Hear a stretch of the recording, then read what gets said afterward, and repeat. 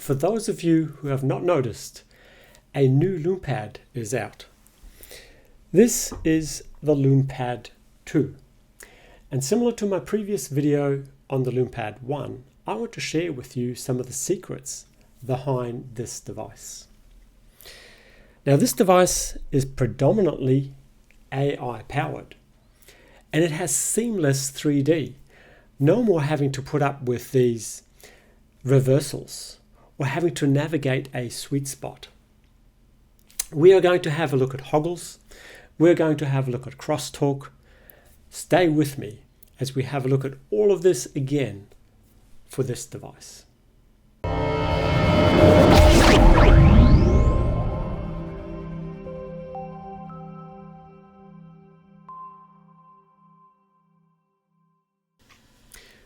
Let me just share with you reactions that I've seen of others that have looked at this device from other reviews. I hope I'm not wasting my time doing this video. Bro, look at this now. Yo, this is so great. Now let's see. The effect I'm gonna show you something. Is I don't know perfect. if I can really see that. It is just I don't know how good this is playing on perfect. camera. Unfortunately, you probably can't see the 3D in action, but I'm sitting right oh here with my the tablet. goodness, this Look, really that's 3D. does work I mean, insanely this well. just This is like blowing going my to mind. a 3D movie theater. Wow, that's Look at good. this. Literally. Much of a 3D image this really looks like, because this is popping out like it literally almost, I can grab these astronauts. And no, this is not some large-scale Nintendo 3DS display. It's a lot more advanced than that. And thanks so much to This device is doing a service to representing reality. Like, you don't get to see these birds as close. Now, the reason that I showed you this was because you cannot see what this display is capable of through this video. I had to show you in some other way, right? Now, I'm not going to dwell on that too much. There is plenty of material out there. There have been quite a number of reviews that people have made of this device that show you exactly that, how it looks and how it feels. But I want to dwell more on the technology, on the secrets behind this display, how it works and what it does. So at the time I made the review of the Lume Pad 1, I just started with my Anavision business. I now, in addition to that, also work with Leia. So hopefully that will give me some more insights that I can share with you as we have a look at this device. So let's just have a look at some of the basics first.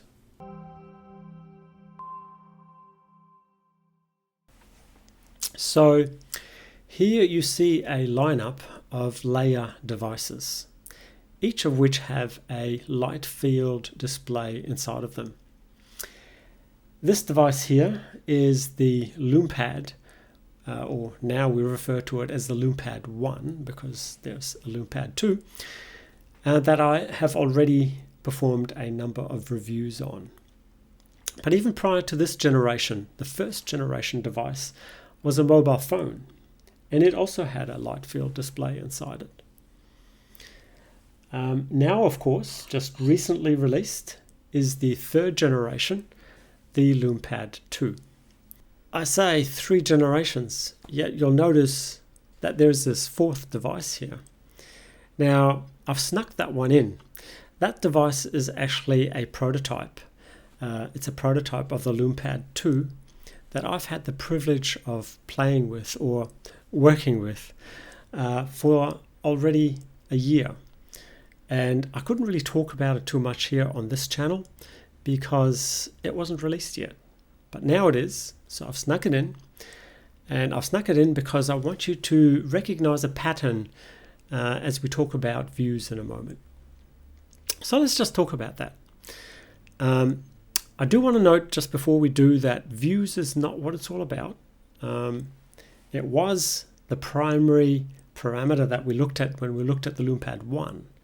But as we now start to look at the Lume Pad 2, you will notice that there are parameters that overtake the views that are more important. And I'll mention them. It's face tracking, or eye tracking, and it's also its AI capabilities. But let's just start with the number of views because that's where we left off when we talked about the Lume Pad 1. Okay, so the Lume Pad 1 had 16 views. Okay, 16 views because it had 4 views in the vertical direction and 4 views in the horizontal direction. And that grid of 4 times 4 made 16. The red hydrogen 1 also had 16 views. So it was quite similar in that respect to the Lume Pad 1. Now as we move up and we have a look at this prototype, you will see that the prototype has 9 views. And as we go and move towards the Lume Pad 2, the released product, you will notice that it has 8 views. So here we have a pattern. You'll notice that with the older displays, you had more views, and as we move to the newer displays, we have less views. Now, does that make you feel shortchanged? You're upgrading, yet you're getting less views. Well, in this case, less is actually more. You see, when you only have 8 views, your underlying pixels only need to be divided by 8 in order to get the resolution per view. Whereas with the older displays, you'd have to divide that by 16 in order to get the resolution per view. So the resolution per view on the newer devices is actually higher. And in fact, it's twice that to what it was on the Lume Pad 1. Okay, I've just done a little bit of a cleanup here. I've just left the Lume Pad 2 because that's what we're going to now be primarily focusing in on. My camera was overheating, so I just took that opportunity. Now, you'll notice here that there is eye tracking or face tracking on this device, unlike the previous devices. And that changes the whole ball game. So although we have 8 physical views, they are kind of hidden from us now. You don't actually see 8 views when you look at this device. Unlike the Lume Pad 1, where when you moved it sideways, you could physically see you moving yourself through those 4 views. You don't see that here anymore because of the eye tracking. The eye tracking produces 2 optimized views for you, 2 optimized virtual views. So you don't see those 8 views. What you see is 1 view for the left eye, 1 view for the right eye, and they are tracked. So eye tracking takes care of that for you now, and we're going to look at eye tracking as one of the primary features of this device.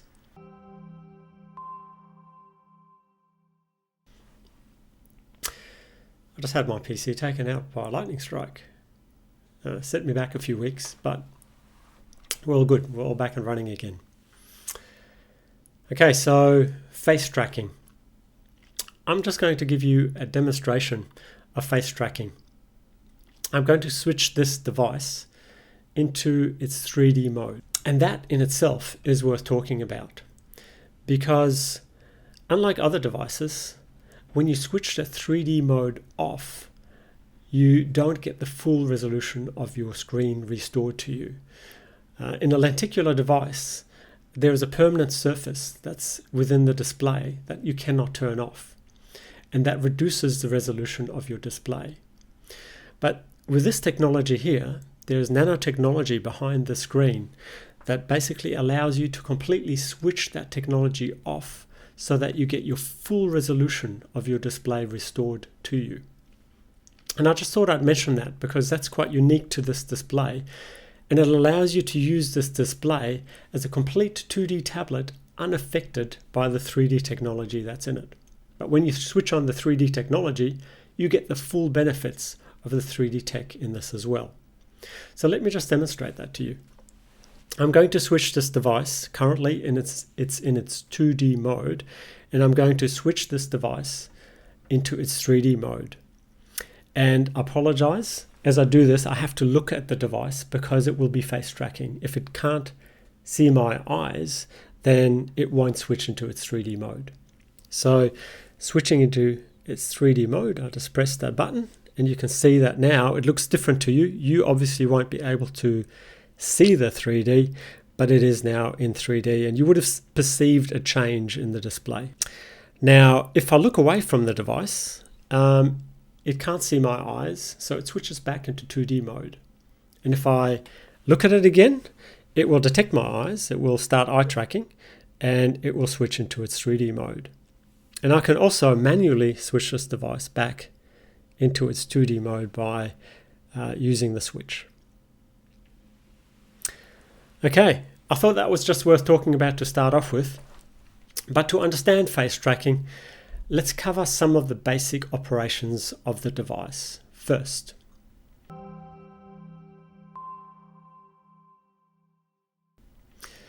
When 3D is switched on, then 8 views emerge that are all positioned at different horizontal angles, something like this.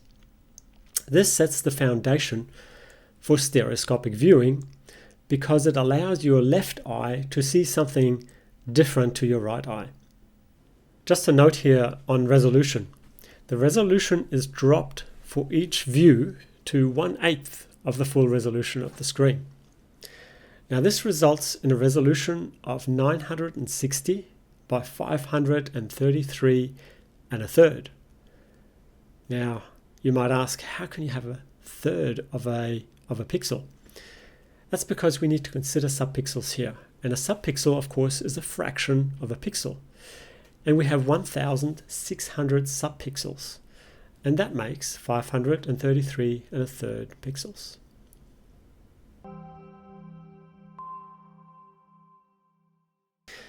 Okay, let me just demonstrate that to you. I've got numbered views on this Lume Pad here. And as I rotate them, you can see that we're sequencing through those numbers, just like in that animation. Now there's a couple of things worth noting here. One is that the views are actually quite narrow from an angular perspective. And also that the views repeat. So you don't just stop at 8 and then get blanks. You actually start at 1 again and it just repeats over. Okay, so you can actually rotate the display quite far.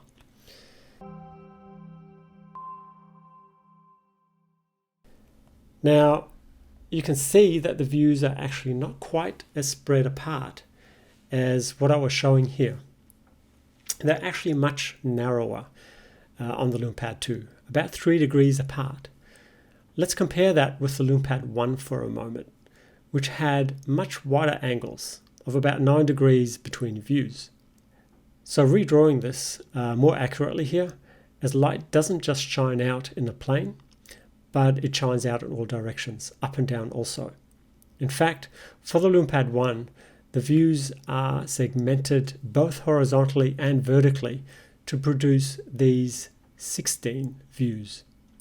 Okay, so for Lume Pad 2, we only have horizontal views, and these are much closer. This is quite important for eye tracking, as we will see in a moment.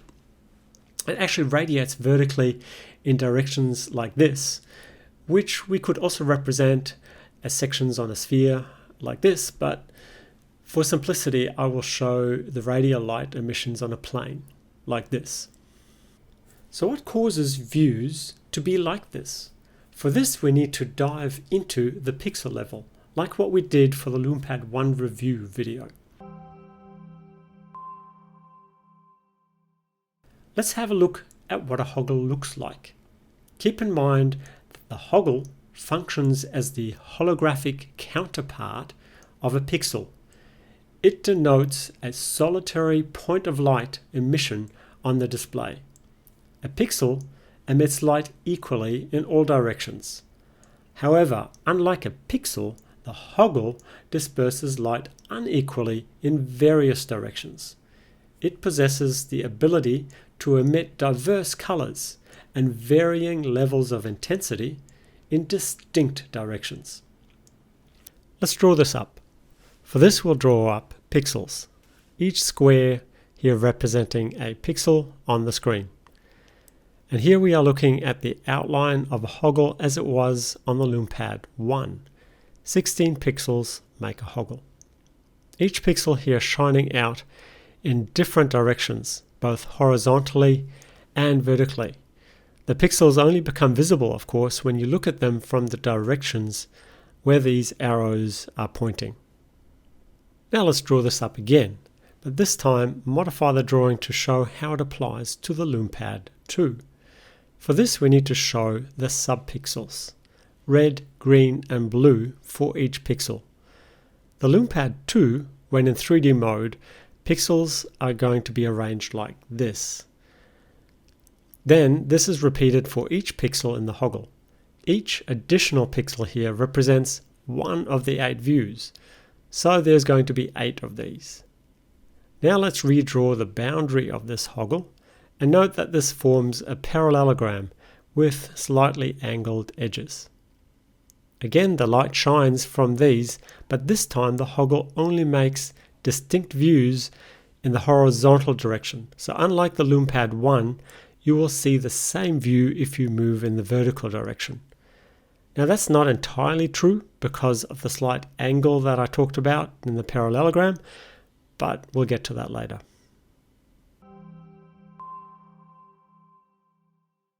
Now, knowing what happens at the pixel level, let's zoom back out to room scale to see what happens when we switch on eye tracking.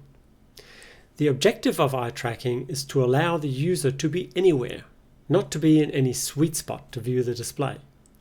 Previously, you needed to be in a particular spot in order to ensure that the physical view projected into one eye and another view projected into the other eye. Now with eye tracking, this is relaxed. You no longer need to be in one spot. If the eye is not in the sweet spot, then multiple views from different parts of the display shine into the eye. This used to be undesirable, of course, because it meant that the eye saw parts of other views that it should not.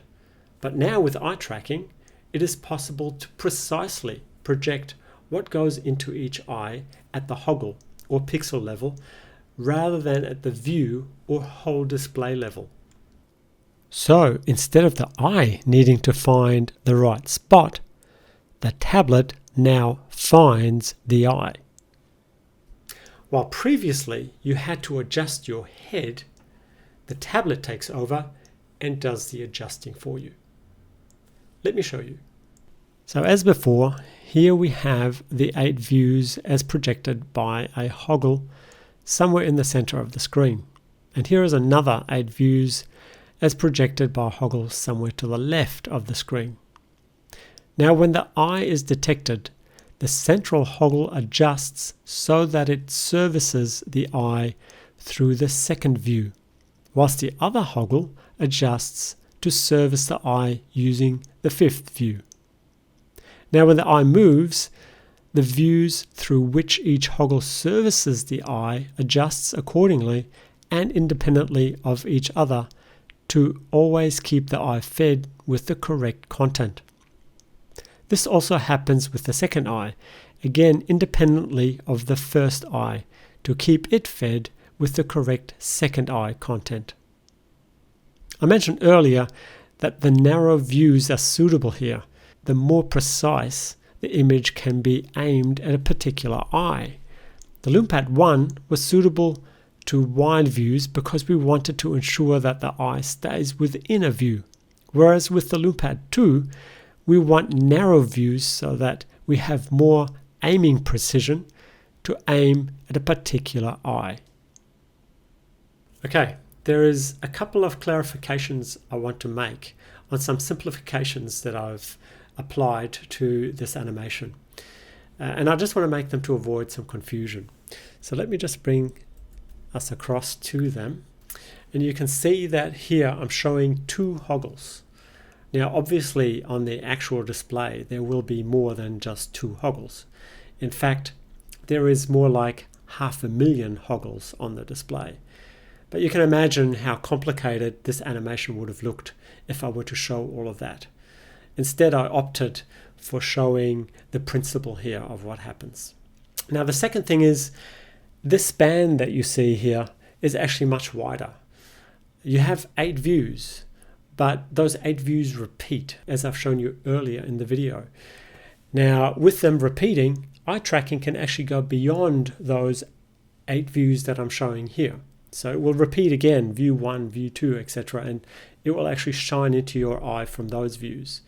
Now, obviously when that happens, view 1 and view 2 on this plane will also be visible. It's actually visible multiple times, but that doesn't matter because you're only interested in the view that shines into your eye. There's other view 1s, for example, that would also shine elsewhere, but they go into the ether. We don't care about them. We only care about the view that shines into your eye.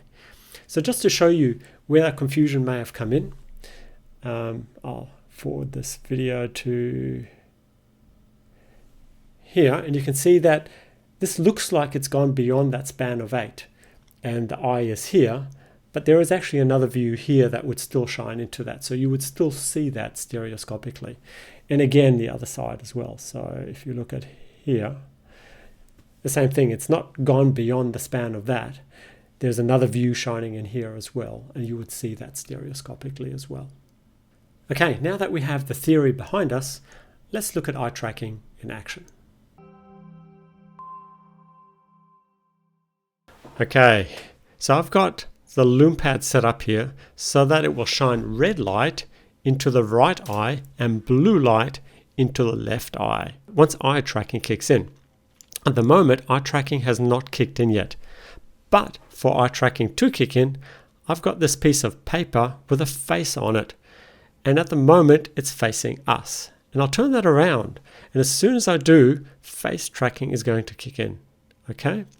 So you have to remember that you are looking at this with a camera from one particular angle. So you are seeing one particular view. And as you can see, this view is not just servicing one eye, but it is servicing both eyes. You can see blue and red on this. So different parts of this view are servicing one or the other eye. And that's what eye tracking does, as we've seen before when we did the animation. And I'm going to lift this paper away again. And when you do that, eye tracking stops. And I'm going to turn this Lume Pad around so that it faces the wall. And when it faces the wall, you can see the light reflecting off the wall. You can actually see what is happening when we go and enable eye tracking. So now I will reintroduce the face so that our eye tracking kicks in again.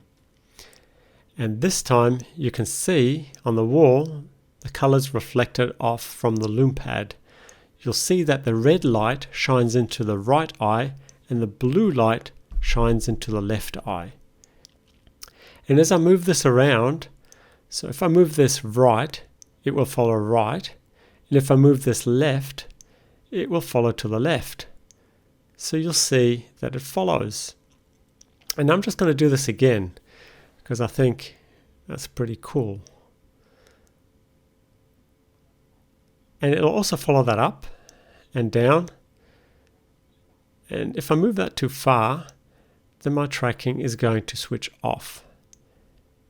And if I move this too close, it will also turn off. Now I'll also do that if I move too far away, but I can't obviously demonstrate that because the wall is in the way.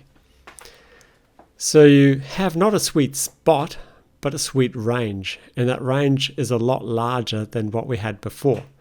So you don't have any reversals anymore. You can see that it follows along. It's quite a large range that you can move your head and still see things stereoscopically.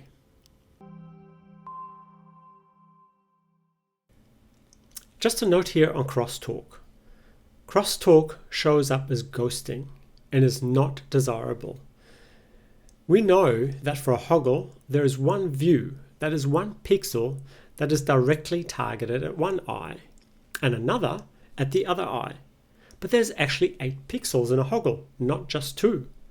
That introduces some redundancy in the views. And this redundancy is good, by the way. Let me tell you why. It allows neighboring views that don't directly shine into your eyes to be populated with the image that does shine into your eye.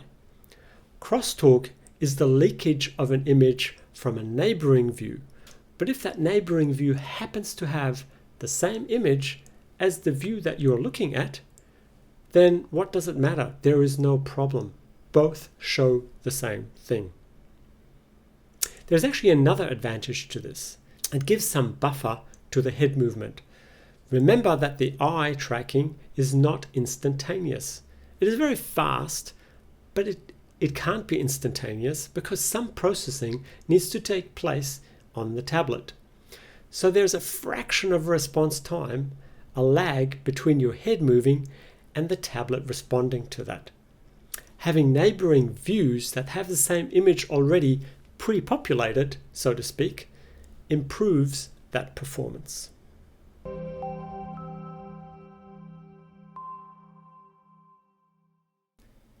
Just a little side note here, something that the software doesn't currently support, but physically the hardware is capable of doing this. And that is portrait viewing in 3D. Remember that the view plane is actually angled at 18 degrees, and this results from the 18 degree in the parallelogram that we looked at earlier. The views expand all around the device, up and down in the horizontal direction. This gives a 3-degree span for each view. But let me show you what happens when we turn the device to portrait mode. You end up with views at a 9-degree span. But essentially, that would be stepping back to the Lume Pad 1 days with 9-degree views. Now you would have 8 views, but still large angles between them. Now to show you this, I've got the Lume Pad set up here in portrait mode. And I've taken images with some degrees apart of a plant that I've then placed into views here on the Lume Pad. And just to show you this, I'm going to move this up further to the front here. And I can see this stereoscopically, but obviously you can't. So I'm going to rotate the display so that you can see the changes in the views. So as I rotate that, you'll see that the image changes, and eventually you'll see a reversal as well. There you go. And that happens, of course, because we are not eye tracking. Okay, so let me just put that back here. And note that I've just hacked this together just to make a point. But this is not something that you can do because the software does not support this. But I did just want to show you this, and more or less just to prove to myself that the device is actually capable of doing this.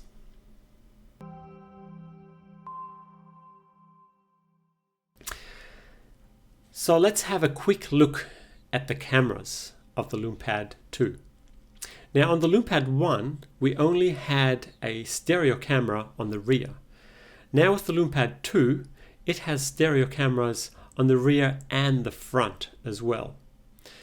Of course, eye tracking uses the front-facing camera, but interestingly only takes advantage of the 2D feature of the camera, not the stereo capability. So let me just show you that. I'll have face tracking kick in. So I'm facing the device for that. And I'm going to cover up one of the lenses. And eye tracking still operates. And now if I cover up the second lens, that's when it stops. Okay? So it doesn't need the stereo capability of that camera for eye tracking to operate. Now, for creating stereo content, what is important is the stereo base, the separation of the left and right eye lens of these cameras. Here the rear camera has a stereo base separation of 30 millimeters, whereas the Lume Pad 1 had a separation of 15 millimeters. So the eye separation has increased for the rear cameras, now allowing for a greater stereo baseline. In other words, things further away still appear in 3D. The front camera has a stereo base separation of 15 millimeters. The front cameras are closer together, which is quite suitable for the main use case of selfies, where the most likely object, your face, is generally closer to the camera compared to objects photographed with the rear cameras.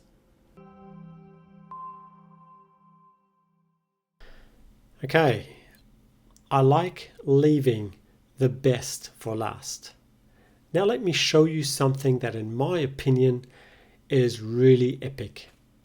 Epic because in my thinking we now finally pass a significant milestone in the history of digital displays. Let me show you something.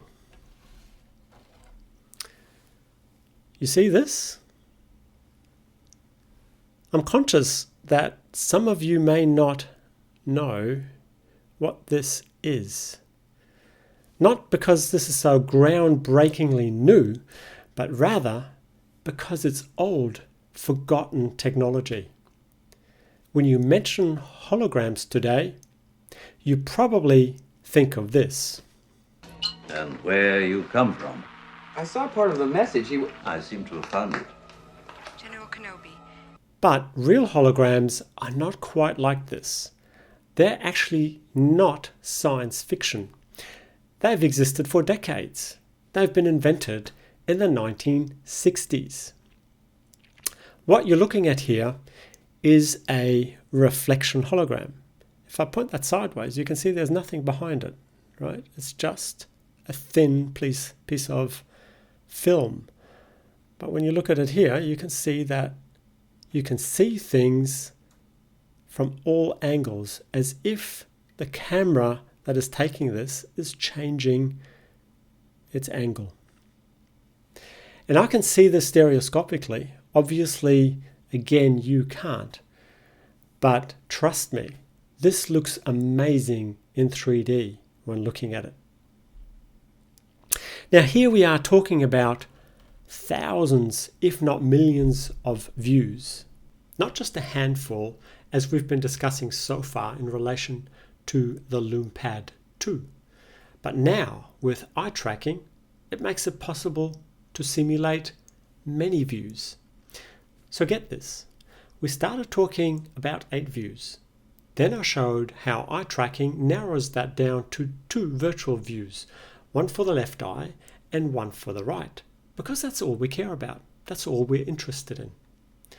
And now I tell you, we can simulate millions of views with this. How does that work? Well, listen up, folks. I'm about to tell you. First, to understand this, we need to ask ourselves a question. What would we actually get if you had 1 million views? Why is this so much better anyway? Well, have you ever noticed in the past that when you look at a 3D photo, say with anaglyph glasses, or a 3D TV with glasses, or even a 3D picture on the Lume Pad 1, that the image tends to follow you around when you move your head. But in an unnatural way. There's something off with it. Let me describe it to you this way. The way it feels is as if the thumb is following you if you were to look at your hand sideways like this when you move your head around. It's not like you see the top of your hand when you move it, and you see the palm of your hand when you move it into the other direction. It's as if the thumb was moving around with you. And that, of course, is because the image was taken just from one perspective. You can't see the top of your hand because the camera never looked at that. You can't see the palm of your hand because the camera never looked at that. So that's why it seems like your thumb is following you around. But now with eye tracking, it's possible to actually see the top of your hand and the palm of your hand, simply because we can compute these 2 views on the fly. We can simulate anything we want. We can simulate these millions of views, knowing the position of the eye from eye tracking. So we are reusing that information. So we are simulating a hologram. I say simulate because with a real hologram, all these views would literally exist all the time. With computed views, these views only exist momentarily, in the direction of the observer only. Another observer from another location would not be able to see this.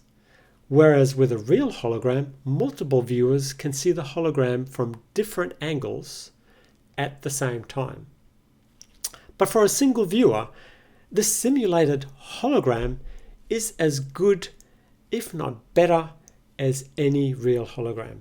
And I dare say better, because with a digital hologram, you can now have moving pictures as well, not just stationary ones, as with, a real hologram. You could not play holographic movies on an old tech like this. But now with the Lume Pad 2, not that there are movies of this format yet, but the potential is certainly there. You could play a holographic movie. And even if we don't have such movies yet, there is an app in the Lume Pad that showcases the ability to do this. And this app is the Leia viewer. Let me just show you.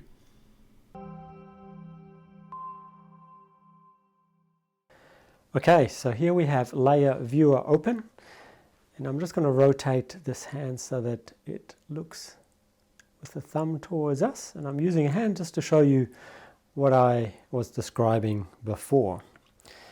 And for eye tracking to kick in, we're going to use our little friend again.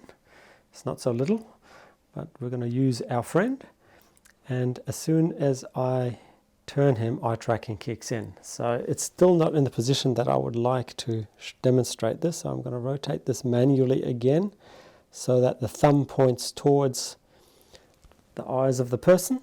And now if I move the person, if I move him away, you can see that he now looks at the palm of the hand. And if I move him the other way, he now looks at the back of the hand. Alright, so it's exactly what I was describing before.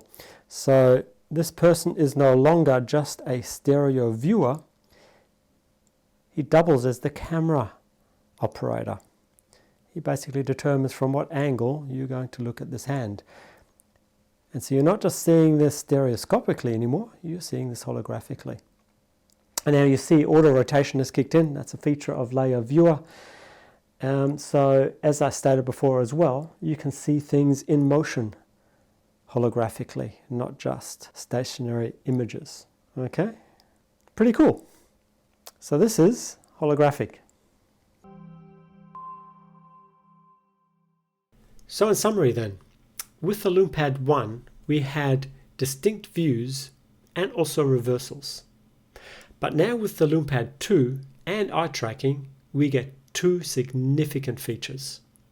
One, a continuous 3D view. We have the correct view projected into each of our eyes based on the position of your eye. In addition, as just described, eye tracking allows the image itself that you're observing to update based on the position of your eye. The camera follows the eye, so to speak. The combination of these two features allows the Lume Pad 2 to simulate the hologram. So why do I say that this is so epic? I say that because we're at a point where digital holography potentially can overtake analog holography. We can finally achieve digitally what we could not before. There was a similar milestone years ago when the digital SLR camera became the mainstream, replacing the SLR film camera.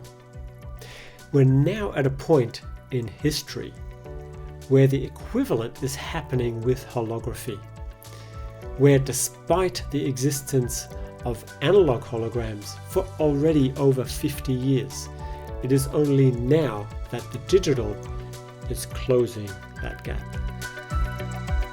Anyway, thank you for watching this video, and God bless.